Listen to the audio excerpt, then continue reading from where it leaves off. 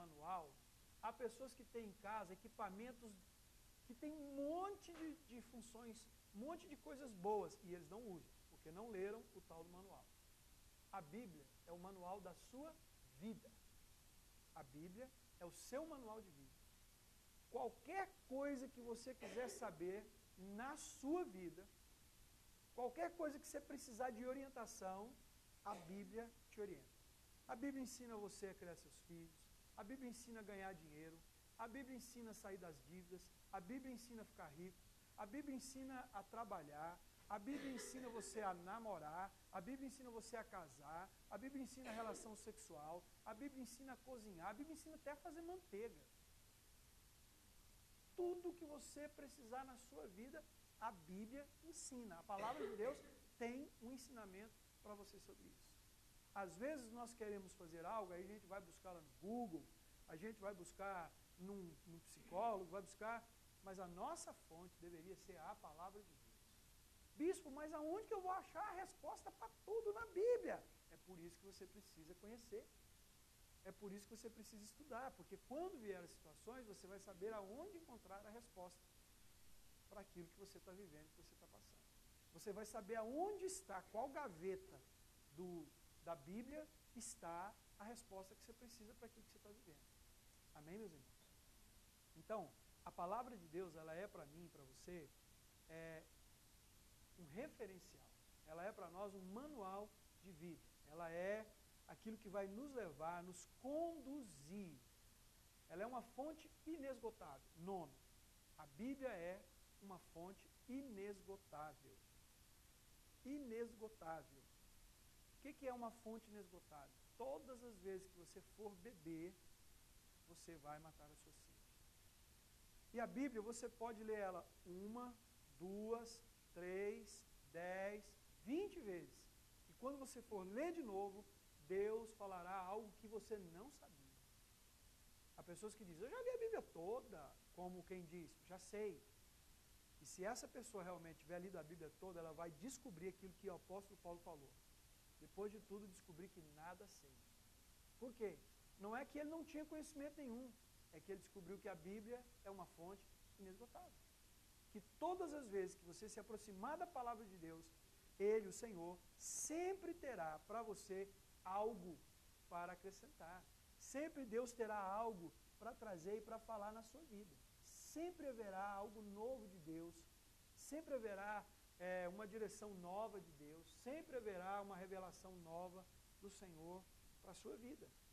Quantas vezes eu já li passagem da Bíblia por vezes, e quando eu vou ler uma outra vez, Deus me fala, Deus me mostra algo que eu não percebi. O que é isso? É porque ela é uma fonte inesgotável. Amém? Qual é o próximo número? 10. Por que a Bíblia é importante? Porque a Bíblia é o próprio Senhor Jesus. João, capítulo 1, versículo 1. O que está escrito? Eu vou ler para você aqui. Porque a Bíblia é o próprio Senhor Jesus. João, capítulo 1.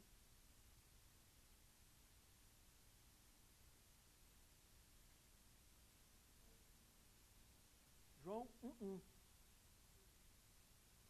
É isso? João 1:1. Então vamos lá. No princípio era o verbo, essa palavra aí quer dizer palavra. No princípio era a palavra. Que princípio? Qual princípio? Qual princípio, irmãos? Quem fez esse trabalho aqui, levante a mão. Se você fez, não entregou, entregue logo. Qual é o significado do primeiro livro da Bíblia? Do nome do primeiro livro da Bíblia? Início. E o que está escrito no versículo 1 de Gênesis 1? No princípio criou Deus os céus e a terra, porém, era sem forma e vazia. E havia trevas sobre a face do abismo.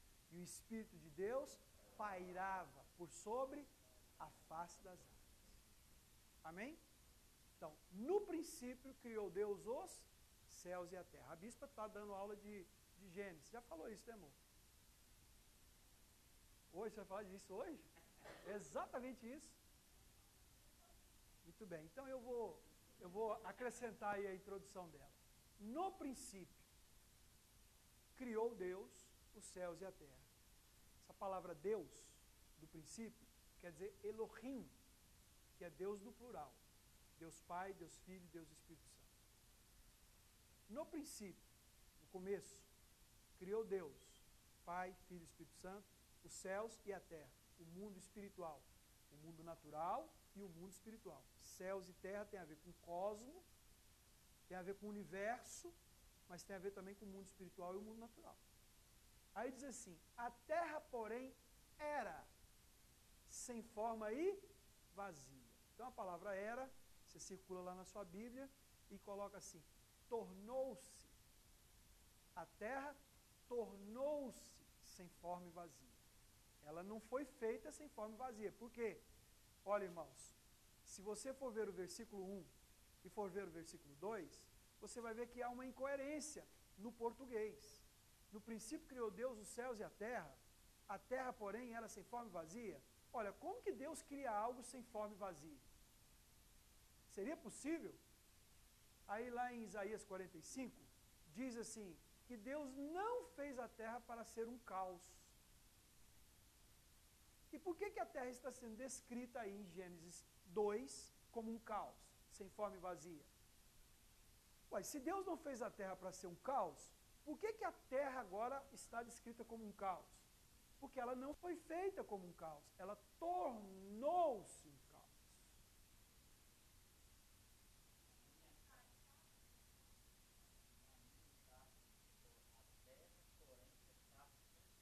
Estava sem forma, você circula estava e coloca tornou-se. Então por que a terra tornou-se sem forma e vazia, irmãos? A terra foi criada perfeita, agora eu estou falando só do planeta Terra. A terra foi criada perfeita. Ela não tinha nenhum problema, porque tudo que Deus faz é bom. Quando você vai ler lá o restante da criação, você vai ver que Deus fez o primeiro dia, o segundo dia e tal, e o terceiro dia, e viu Deus que era bom, e era bom, e era bom. Eu pergunto, se você olhar para alguma coisa sem forma e vazia, é bom? Não é, então Deus não fez assim. Por que a terra tornou-se sem forma e vazia? Entre o versículo 1 de Gênesis e entre o versículo 2 de Gênesis, há aquilo que os teólogos chamam de cataclisma celestial. Cataclisma celestial. O que é um cataclisma celestial? A guerra, a luta, o grande embate celestial. Quando Lúcifer, entre o Gênesis capítulo 1, versículo 1 e o versículo 2, há um espaço de tempo que não é contado em dias, mas aonde há uma história que é contada lá em Apocalipse, é contada lá em Ezequiel e é contada lá em Isaías. Quando Lúcifer, Ezequiel 28, Lúcifer, ele se envaideceu, diz a Bíblia que ele achou que ele era melhor do que Deus, quis colocar o trono dele acima do trono de Deus, e no coração dele entrou o que? O pecado. E por causa do pecado, no coração de Lúcifer, Apocalipse diz que Deus pegou o dragão e 1/3 das estrelas do céu e lançou sobre a face da terra. Na verdade, Deus lançou o dragão. O dragão é uma tipologia de Lúcifer. E o dragão arrastou com a sua cauda 1/3 das estrelas do céu, que eram os anjos que estavam sob o comando de Lúcifer. Quando eles foram lançados sobre a face da terra, a face da terra perdeu o seu estado original. Então ela tornou-se um caos, sem forma e vazia, porque quando Lúcifer e os demônios, os anjos caídos, que foram lançados sobre a terra, eles quando foram lançados sobre a terra, aquilo foi, espiritualmente, porque são seres espirituais, aquilo foi tão forte que foi como uma explosão, aquilo foi como que um impacto espiritual que teve uma repercussão no mundo natural. Os cientistas chamam isso de o grande, não é o Big Bang que deu origem, é aquele grande meteoro que bateu na Terra e matou os dinossauros, Os cientistas dizem que houve na história, já ouviram isso? Que foi exatamente quando Lúcifer foi lançado na Terra. Então ela perdeu o seu estado original de criação. Aí, quando vem falar do primeiro, do segundo dia, do terceiro dia, aí é Deus restaurando a Terra. Amém? Mas vocês vão estudar Gênesis com a bispa. Eu estou dando a aula da bispa, mas ela já preparou 5 aulas, então ela tem estoque de aula para dar para vocês. E eu estou falando isso para você entender exatamente quem era Jesus. Você já leu lá no Novo Testamento que diz assim, que tudo foi feito nele, para ele, por meio dele, tudo se fez. É essa citação. Então Jesus e a palavra, Jesus e a Bíblia são um só. Por isso que é importante você ler e conhecer a palavra de Deus. Amém? Muito bem. Eu pedi no trabalho que foi passado que os irmãos fizessem para mim, livro por livro, o nome, alguém se lembra? O nome, o significado, o autor e o tema central. Por que e quantos capítulos tinha em cada livro? Bom, por que eu pedi para você essas perguntas? Para forçar você pelo menos a folhear a sua Bíblia. Pelo menos você dá uma olhada naquelas introduções que tem naquelas Bíblias de estudo. Porque muitos têm umas Bíblias poderosas, mas eles nunca leem essas Bíblias. Só um pouquinho, mano. Eles nunca olham o sentido lá, né, o que representa, o que quer dizer, aonde que está, e aquilo tudo que está lá. Então, Gênesis significa origem, começo. Quem escreveu o livro de Gênesis? Moisés. E o que significa Moisés? Salvo das águas, ou vindo das águas, ou tirado das águas. Moisés era filho de quem, irmãos?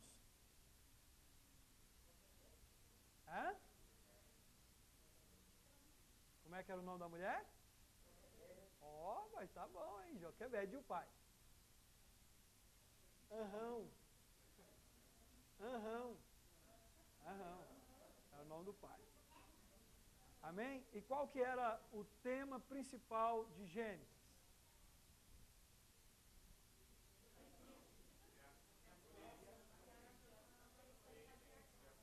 Não, o significado é a origem.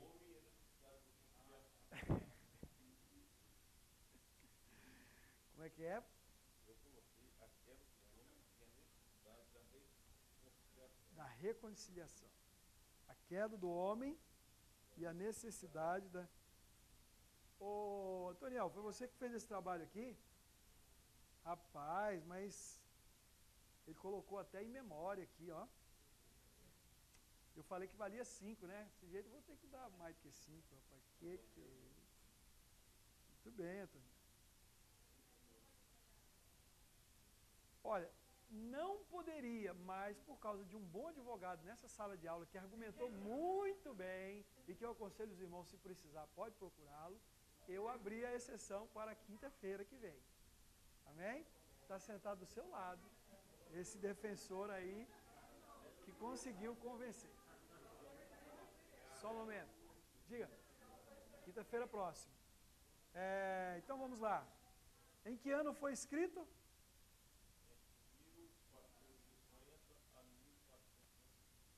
1000? E se eu falar para você que está errado?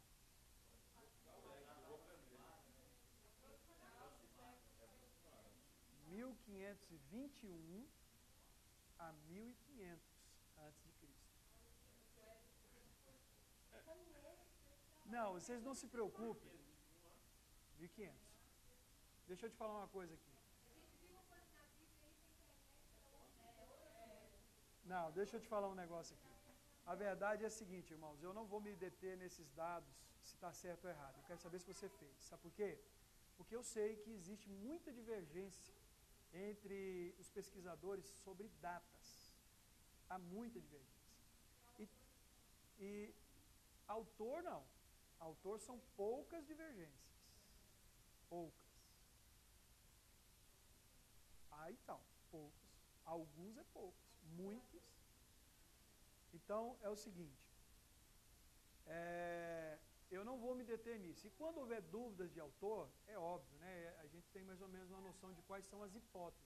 Se você tiver falado uma das hipóteses, tá bom. O importante é que você foi lá e pesquisou. Pelo menos você foi lá pesquisar. Jó. Jó é incerto. E Hebreus? Não. Eu disse que é uma opinião minha. Não é a opinião que você tem que estudar lá. Pois é, Jó e Hebreus, qual é o outro?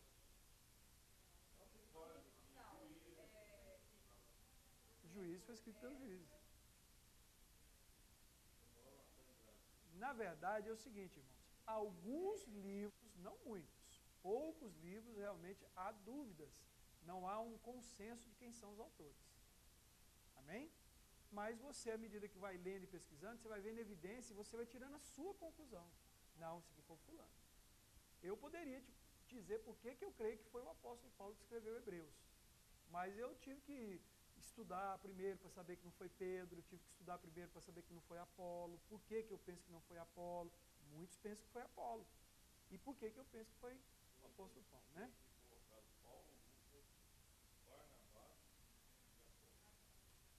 Muito bem. O que significa Êxodo?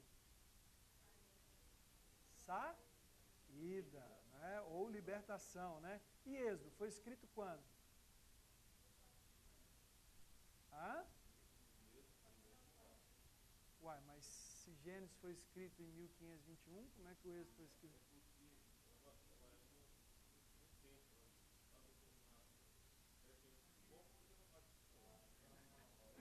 Eu estou fazendo aqui só uma pegadinha com vocês.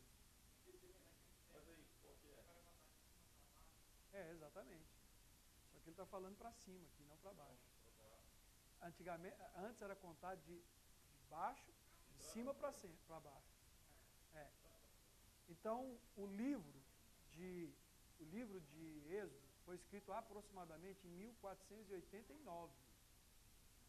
Porque Moisés não escreveu todos os livros de uma vez, irmão. Naquela época escrever um livro desse, meu irmão. Então vamos lá, números. O que significa números?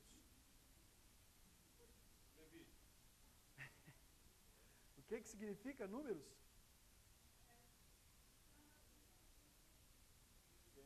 Censo. Deuteronômio.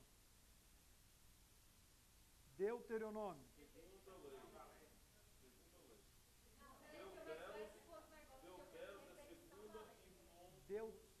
Muito bem, Herbert. Congratulations. É o Herbert.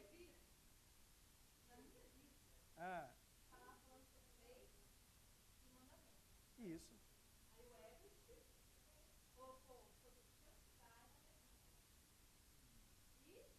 Porque existe realmente essa divergência de significado. E a lei. Então vamos lá, Josué. O que significa Josué? Salvação de Deus. Salvação do Senhor, muito bem. Você está lendo aí, né? E Juízes?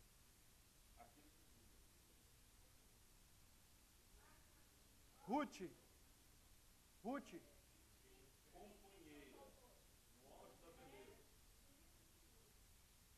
Você quer o autor de Juízes e Ruth? Olha, segundo a tradição judaica, quem escreveu Ruth foi Samuel.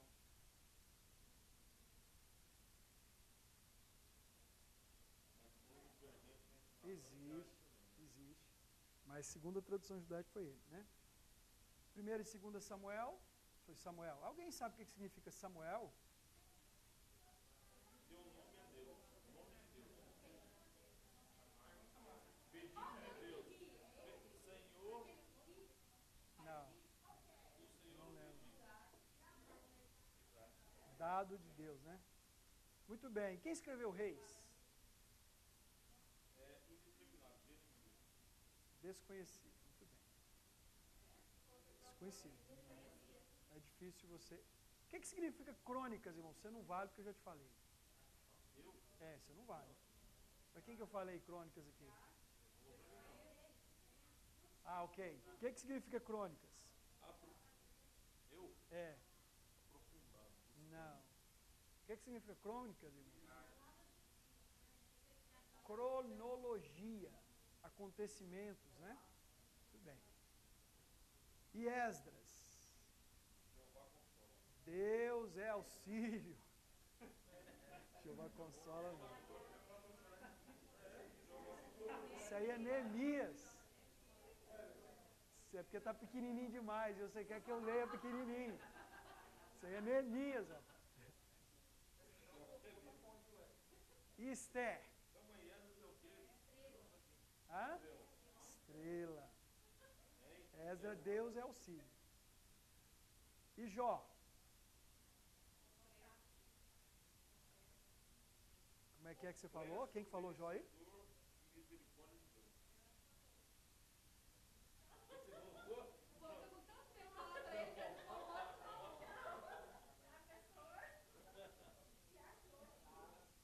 O que significa Jó, irmãos?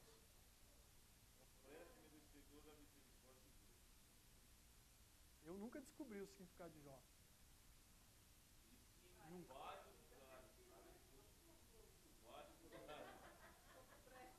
Porque eu falei para vocês lerem na Bíblia, né? Vocês foram para o Google, né? E Provérbios?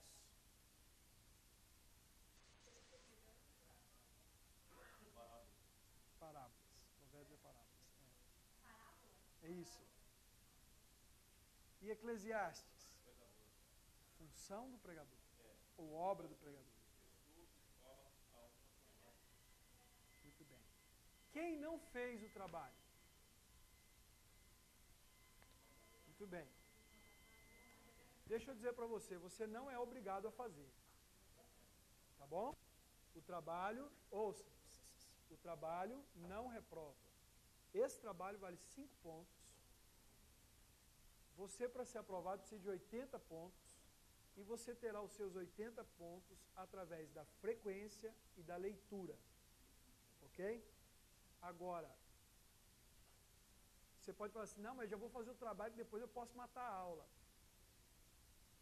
Nós abrimos os nossos corações para aprendermos de Ti. Abrimos os nossos ouvidos espirituais e também os naturais, Pai, para aprendermos, para entendermos, Pai, a Tua palavra. Ó Deus, que não seja a letra, mas seja o rema, seja o Teu Espírito a falar conosco, a trazer a revelação da Tua palavra, a trazer a luz da Tua palavra aos nossos corações. E que a Tua palavra venha transformando as nossas vidas, Pai, a cada dia, para o louvor e a glória do Teu nome. Amém, Jesus. Amém. Hoje eu vou procurar ser mais didática que eu fui na última aula. Amém, amados? Eu não sei se vocês sabem, eu sou professora, né? Apesar de que eu nunca dei aula não, mas eu sou formada em letras. Vou tentar ser didática. Vocês vão ser minhas cobaias, né? Vão ser minhas turmas aqui. Minha primeira turma. Já dei aula só na polícia, mas eram aulas esporádicas, não era aula sequencial. Enfim. Amados, hoje nós vamos falar, na última aula eu disse que nós falaríamos hoje da árvore, das 2 árvores.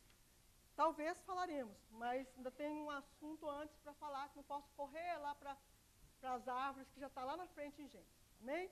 Então nós vamos começar pelo início aqui de Gênesis mesmo, apesar de que o Ronaldo já deu uma introdução, então nós vamos só dar uma passadinha. E vamos pegar a Bíblia, então, e abrir em Gênesis 1.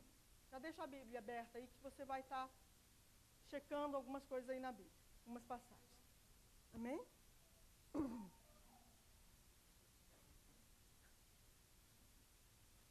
Bem, o Ronaldo falou da trindade na criação. Eu só gostaria de citar um versículo que ele não citou, que está aí em Gênesis 1, 26. Leia aí. Gênesis 1, 26. O que está escrito na sua tradução?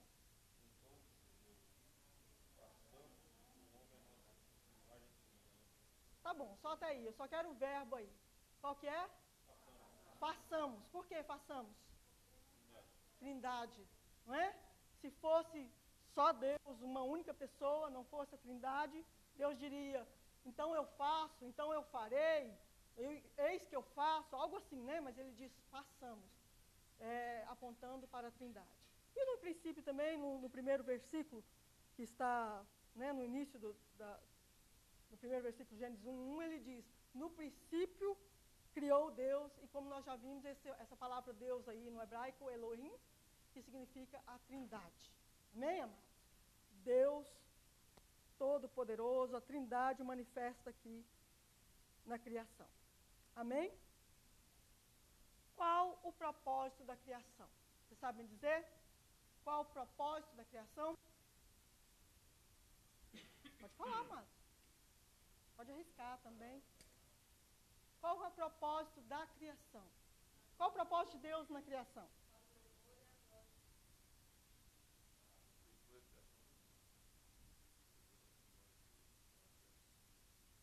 Está dentro também, né? De acordo com Gênesis 1, de 5 a 9, eu não vou ler não, ou vocês querem ler? Para lembrar. Vamos ler então, né? Abre aí, então vamos ler. Gênesis de 1 a 9. Aliás, Gênesis não, perdão, Efésios. Efésios 1, 5 e 9. E esse versículo que você falou é o versículo 12 de Efésios 1. O versículo que a Ivonete falou, a fim de sermos para o louvor de sua glória, nós que de antemão esperamos em Cristo, é Efésios 1, 12. Vamos ver o Efésios 1, 5 e 9. Quem já achou para ler para mim? 5, perdão, Efésios 1. Quem achou? Efésios 1? Sim, Efésios 1, 5 e 9.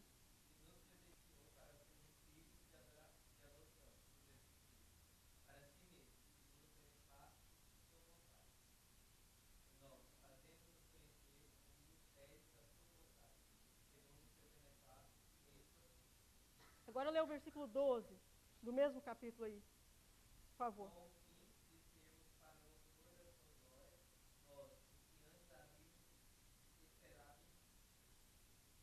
Romanos 11, 36 diz, porque dele, para ele, porque dele, por ele e para ele são todas as coisas.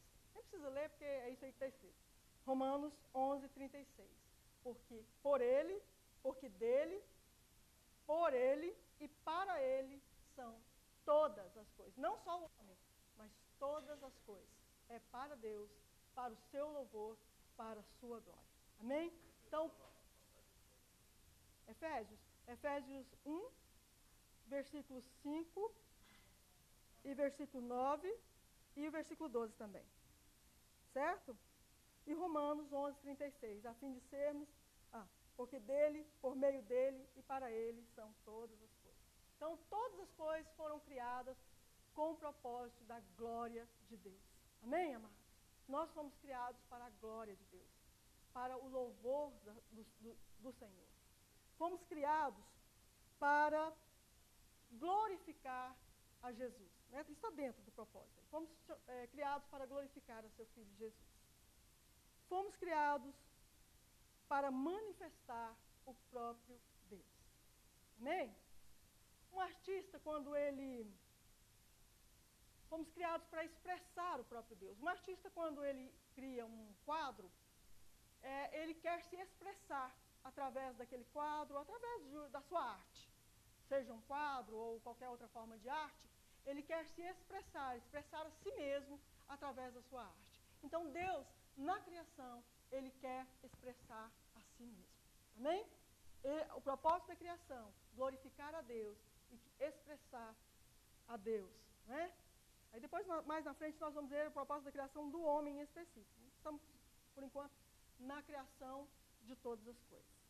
A criação de todas as coisas é para a glória de Deus. Resumindo, para a glória de Deus. Amém? Vamos ver, um pouquinho mais para frente, nós vamos, aí em Gênesis, eu não vou citar os versículos não, que a gente vai ficar procurando, vai demorar um pouco. Mas você sabe que está tudo aí em Gênesis. Nós vamos ver a presença de Satanás aí no livro de Gênesis. Certo? E vamos ver a rebelião de Lúcifer, né, a queda de Lúcifer. E eu vou perguntar para você, quem era e qual a origem de Satanás? Você sabe já disso? Acho que todos já sabem, né? Pode responder então, Daniel. Você disse que ia me fazer pergunta, eu vou começar primeiro.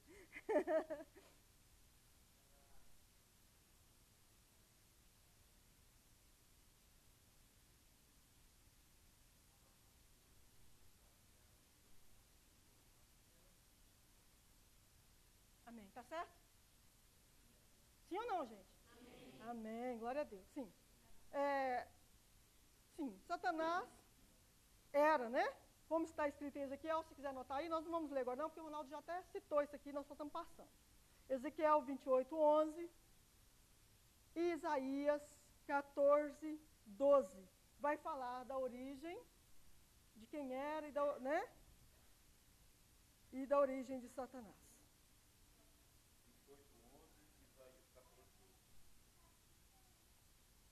A queda de Satanás. Né? Você já ouviu a origem, o Ronaldo falou um pouquinho. A queda de Satanás. A queda em si não é um assunto colocado explícito no livro de Gênesis.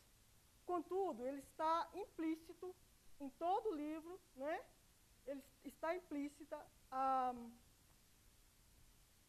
presença de Satanás, a queda de Satanás está presente no livro de Gênesis. Certo, amados? Satanás, então, foi um anjo criado por Deus. Foi um anjo criado por Deus antes dele ter criado a terra. Ele estava na terra, ele estava no céu com Deus, mas foi lançado na terra. Caiu na terra, não é? Então é aquela história de a gente falar assim, você é um anjo que caiu do céu. Anjo que cai do céu é demônio. Então nós não somos, né? Você pode até ser um anjo, né? A gente brinca, né? Fala para a pessoa, você é um anjo. Quando a gente quer dizer que a pessoa é meiga, ela é legal, uma pessoa jóia, a gente diz, é um anjo. Mas anjo que caiu do céu, né? São demônios. Então, você não é um anjo que caiu do céu, não, tá bom? Nós não somos anjos que caiu do céu. Amém, amados? Então, Satanás, ele era ministro de louvor diante de Deus. Ele era o querubim ungido, né, ele era cheio de majestade, cheio de esplendor. A palavra fala que ele era belíssimo. Ele era belíssimo.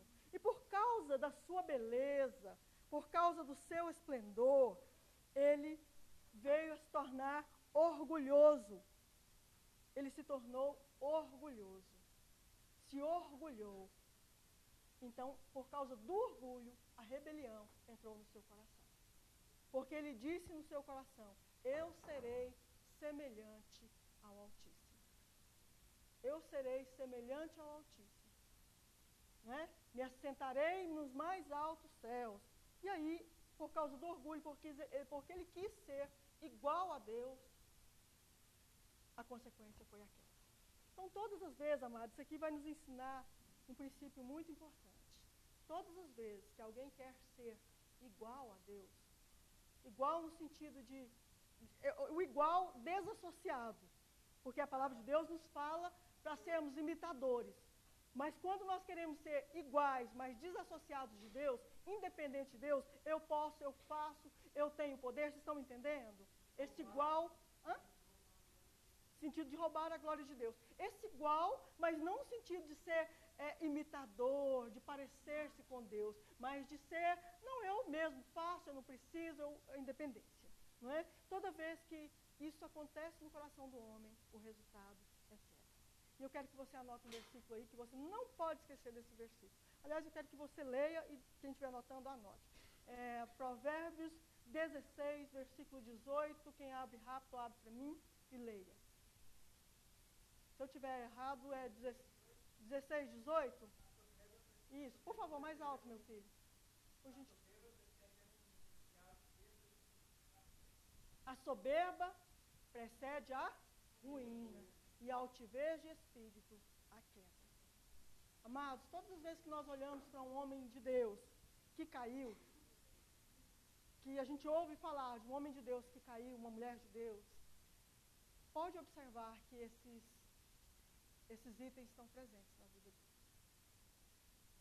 eu ouvi esse versículo há muitos anos, há uns, não sei, talvez uns 8 anos atrás, 7 anos atrás, não sei, nós estivemos no Rio Grande do Sul, e a pastora de lá, ela tinha o hábito de ler com a enteada dela todos os dias um versículo, e para decorar o versículo por dia.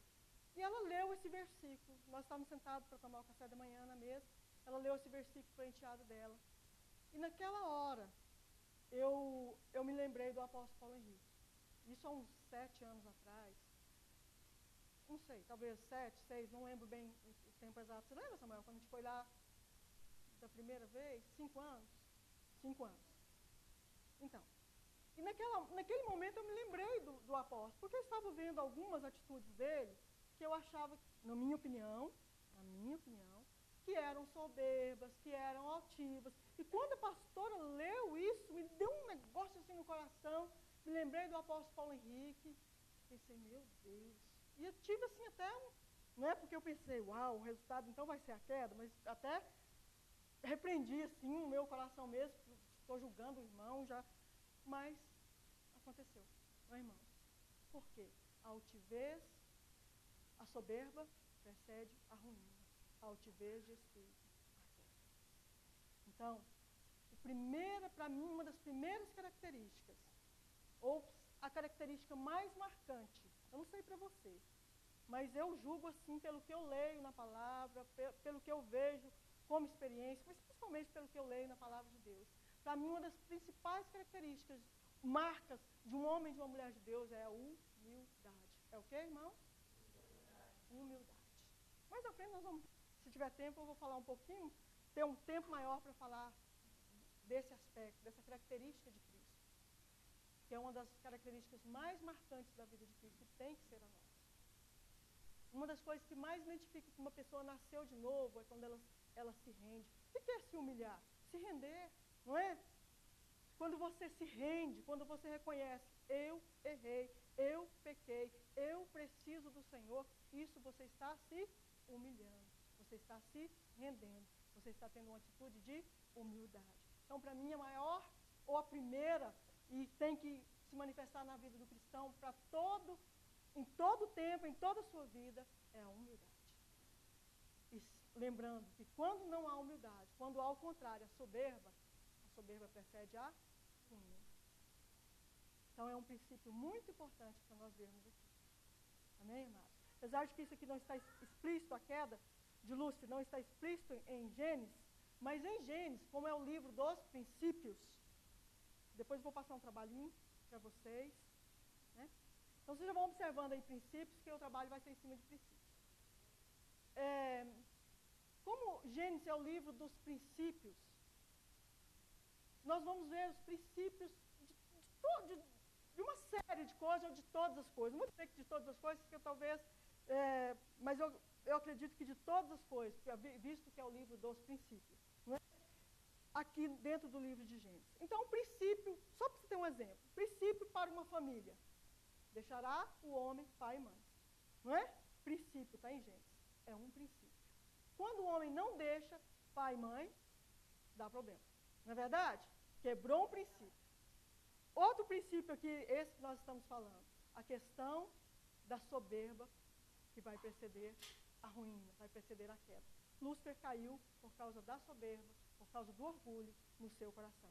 Um princípio que ele quebrou, e isso sucedeu-se na queda. Certo? Depois nós vamos falar de mais um pouquinho de princípios, e se der a gente vai passar o trabalho para outra semana, senão passamos para uma outra. Certo? Então, quem é Lúcifer, nós já vimos, né? O motivo da queda. Qual foi o motivo da queda, irmãos? Soberba, orgulho no seu coração. Eu vou só ler um pedacinho do que está escrito em Ezequiel, porque está aqui fácil. Satanás se rebelou contra Deus por causa do orgulho do seu coração. Ezequiel 28:17 diz que seu coração se elevou por causa da sua formosura e que se corrompeu, e que ele corrompeu sua sabedoria por causa do seu resplendor. Ele era o sinete da perfeição, significando que ele tinha medida completa e não tinha necessidade de coisa alguma. Mas ele olhou para a sua beleza e se tornou orgulhoso, olhou para o seu resplendor e se corrompeu. Outro princípio aqui, amados. Quando nós olhamos para nós mesmos, nós nos corrompemos. Quando nós achamos que nós podemos alguma coisa em nós mesmos. Uma coisa que eu li, que eu aprendi, que voltou à minha memória, eu já sabia disso, né? Mas com a leitura aqui para preparar as aulas, eu estava vendo isso aqui, refrescando isso na minha memória. Você vai ver de Gênesis a Apocalipse. Você vai ver de Gênesis a Apocalipse a questão da independência versus dependência. Independência versus dependência. Fé versus incredulidade. Você vai ver isso de Gênesis a Apocalipse. Então aqui, né? Satanás se tornou orgulhoso, se tornou independente. E por isso ele caiu. Seu objetivo, né, era tornar-se semelhante a Deus. Ele quis ser igual a Deus. Todas as vezes que nós vemos alguma divisão, principalmente, né, a divisão nas igrejas, que é o nosso caso, é o assunto que nós estamos falando aqui, nós vamos ver aí uma ambição por poder, né? Nós vamos ver um querer mandar, um querer ser aquele que dá as ordens, né? O orgulho, eu sei mais que meu pastor, por isso eu vou dividir, vou abrir a igreja para mim. Essa raiz está na mesma raiz, no mesmo princípio de Lúcifer. É uma coisa a se pensar, né? Como consequência da queda, nós vimos